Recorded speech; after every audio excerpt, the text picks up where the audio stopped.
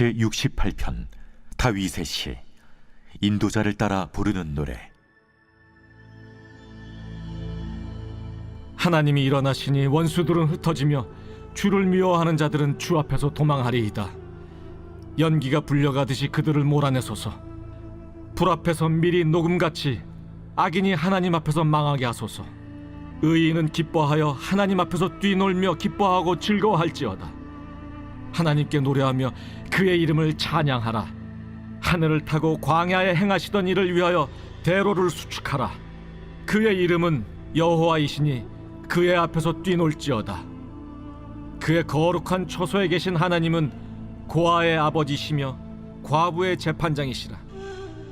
하나님이 고독한 자들은 가족과 함께 살게 하시며 갇힌 자들은 이끌어내사 형통하게 하시느니라. 오직 거역하는 자들의 거처는 메마른 땅이로다. 하나님이여, 주의 백성 앞에서 앞서 나아가사 광야에서 행진하셨을 때 땅이 진동하며 하늘이 하나님 앞에서 떨어지며 저 신의 산도 하나님 곧 이스라엘의 하나님 앞에서 진동하였나이다. 하나님이여, 주께서 흡족한 비를 보내사 주의 기업이 곤핍할 때 주께서 그것을 견고하게 하셨고 주의 회중을 그 가운데에 살게 하셨나이다. 하나님이여, 주께서 가난한 자를 위하여 주의 은택을 준비하셨나이다. 샬롬, 여러분 반갑습니다. 오늘도 큐트로 여는 기막힌 하루입니다. 이 시간 우리에게 허락하신 본문은 시편 68편 1절부터 10절까지 말씀이고요. 제목은 형통하게 하시는 하나님입니다. 오늘 본문의 역사적 배경은 사무엘하 6장입니다. 그런데 이 장면을 이해하려면 그 이전 상황을 반드시 봐야 합니다. 당시 언약궤는 오랫동안 방치되어 있었습니다. 왜 그랬을까요? 사무엘상 4장에서 이스라엘은 블레셋과의 전쟁 중에 언약궤를 전쟁 부적처럼 사용했습니다. 하나님을 의지한 것이 아니라 언약궤를 이용하려고 했던 것이죠. 하나님을 하나님으로 섬기지 못하고 자기 이익을 위한 수단, 전쟁의 승리를 보장하는 것으로 삼았던 것입니다. 그 결과 이스라엘은 언약궤를 빼앗기고 맙니다. 블레셋은 이것을 보면서 우리가 이겼다. 이스라엘의 신까지 우리가 이겼어. 라고 하며 그들은 기쁨으로 벅차올랐습니다. 그리고 자신만만하게 언약궤를 자신들의 신전이었던 다곤 신전에 가져다 놓습니다. 그런데 다음날 다곤 신상이 얼굴을 땅에 대고 엎드려져 있는 것을 발견해요.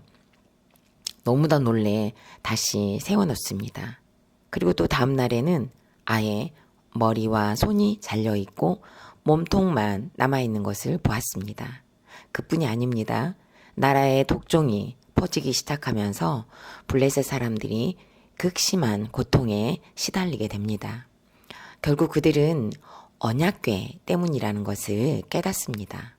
겁에 질린 블레셋은 언약궤를 아스돗에서 가드로, 가드에서 에그론으로 옮기지만 가는 곳마다 동일한 재앙이 계속 일어납니다. 마침내 에그론 사람들이 외칩니다. 우리를 죽이려고 이걸 가져왔느냐. 결국 블레셋은 고통 때문에 언약궤를 돌려보냅니다. 그런데 더 중요한 장면이 이어집니다. 언약궤가 이스라엘 땅 베세메스에 도착을 해요. 사람들은 너무 기뻤습니다. 그런데 언약궤를 하나님이 원하시는 방식대로 대하지 않았습니다. 대제사장도 1년에 한 번 정해진 방식으로만 접근할 수 있는 그 언약궤를 일반 백성이 너무도 경험 없이 들여다보았습니다. 그 결과 많은 사람들이 죽게 됩니다. 이 사건은 이스라엘에게 두려움이 되었습니다. 결국 언약궤는 아비나답의 집으로 옮겨지고 이곳에서 무려 20년 동안 머무릅니다. 그동안 그 어떤 재앙도 임하지 않았고 나중엔 오베데돔의 집에서의 3개월 동안에는 그의 온 집이 복을 받는, 복이 임하게 되는 현상을 이스라엘이 지켜보게 되었습니다. 이 당시 이스라엘은 하나님의 임재를 멀리하며 언약궤를 방치하듯이 하나님을 한쪽에 미뤄둔 상태였습니다. 그러나 바로 이때 오베데돔의 집에 복을 주시는 것을 확인한 다윗이 등장하여 결단합니다. 다시 모셔오자. 그리고 그때 터져 나오는 찬양이 바로 시편 68편입니다. 본문은 이렇게 시작합니다. 하나님이 일어나시니. 이건 단순한 표현이 아닙니다. 하나님의 임재가 다시 움직이기 시작했다는 선언입니다. 하나님이 일어나시는 것이 가장 먼저입니다. 하나님이 일어나시면 필연적으로 그의 원수는 흩어지고 연기가 물러감같이 사라지고 밀랍이 불 앞에서 녹듯이 무너진다고 합니다. 하나님께서 일어서시면 그의 백성들은 기뻐하고 찬양하며 뛰노는 것으로 하나님의 임재를 누리게 될 것이라고 합니다. 그리고 하나님께서 일어서시자 언수와 대적은 무너지지만 이스라엘은 회복된다고 말씀을 해주십니다. 저에게 있어서 하나님께서 가장 크게 일어나신 사건은 무엇일까 묵상했을 때 결혼인 것 같습니다. 목회자가 된다고 해서 결혼을 했지만 남편은 학교를 그만두고 가장의 역할을 해주지 않았습니다. 15년의 결혼 생활을 성품으로 견뎠습니다. 성품이 한계에 미치자 교인들과 함께 이혼 작전 기도까지 하면서 이혼이라는 악을 기도로 포장하려는 계획을 세웠었습니다. 그 당시에는 말씀을 말씀대로 믿고 살지 못했던 시간이었기에 하나님께서 일어나신 사건으로도 보지 못했습니다. 그러다 보니 오히려 제 성품으로 일어나려고 해결하려고 일어났고 또 일하지 않는 자는 먹지도 말라는 말씀을 무기로 삼고 옳고 그름과 정죄, 무시로 더 격하게 일어났었습니다. 담임 목사님께서 큐티 목회를 시작하시면서 그동안의 사건들은 하나님께서 일어나신 사건들이라는 것을 깨닫게 해주셨습니다. 역할에 순종하지 못한 죄와 남편을 무시한 죄, 스스로 가장이 되어 남편의 자리를 내어주지 못한 죄, 자녀들 앞에서 아버지의 권위를 지켜주지 못한 죄들이 드러났습니다. 하나님께서는 드러난 죄들이 흩어지고 연기처럼 솟아나게 하셨고 또 밀랍처럼 녹듯이 무너지는 은혜를 주셨는데요. 그것은 바로 목장에서 오픈하는 것으로 나타내셨습니다. 지금도 문제와 사건이 오면 정말 자세히 나누려고 합니다. 왜냐하면 하나님께서 일어나시는 사건이라는 것을 믿기 때문입니다. 지난주에도 부부 목장 모임 시간에 사건이 있었습니다. 시간이 지났는데 남편이 오지 않아서 전화를 했더니 오기 싫다고 했습니다. 무엇 때문이냐고 물었더니 도움이 안 되는 것 같다고 대답을 했습니다. 그러면 밥 먹으러 오라고 밥이라도 와서 먹으라고 했더니 늦게라도 와서 식사를 하고 나눔까지 동참을 했습니다. 남편은 목장에서 다른 날과 달리 큰 목소리로 불편한 감정을 표현했습니다. 그동안 전혀 보이지 않았던 혈기와 냉정한 말들을 쏟아냈습니다. 그것은 바로 그날 토요일에 아들하고 있었던 사건이었습니다. 아들은 나중에 차를 바꾸게 되면 자신이 타고 있는 차를 아빠께 드리고 오래된 아빠 차는 폐차를 시키되 그 폐차 값을 달라고 했습니다. 남편은 차를 줬으면 그냥 줘야지 왜 폐차 값을 달라고 하냐고 물었습니다. 아들은 그러면 폐차 값을 어떻게 하시려고 하냐고 물으니 남편은 네가 준 차와 내 차를 팔아서 땡땡땡을 사려고 한다고 했습니다. 그 땡땡땡 차는 지금의 차보다 훨씬 큰 차입니다. 서로 대화 중에 웃음은 섞여 있었지만 점점 목소리가 커졌고 결국에는 아들이 그러면 아빠 목장에 이 문제를 나누고 처방을 받아오시면 처방대로 따르겠다고 했습니다. 그러자 남편은 야, 너 진짜 치사하다 라는 말을 했습니다. 아들은 몇 번이나 꼭 목장에 물어보라고 당부를 했습니다.